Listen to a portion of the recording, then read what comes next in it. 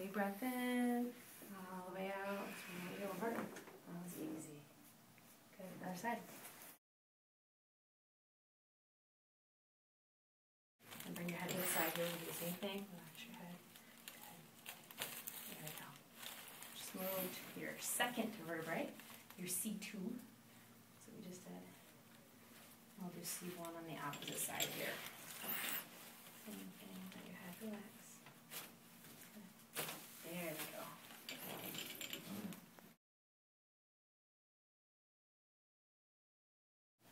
Absolutely. Alright, now we're adjusting her ankles. So just like the spine, the bones of the heel and the foot and the ankle need to move as well, because if there's problems with your gait and problems with any of the bones in the foot, it can affect what's going on in your hips and in your low back and all of that. So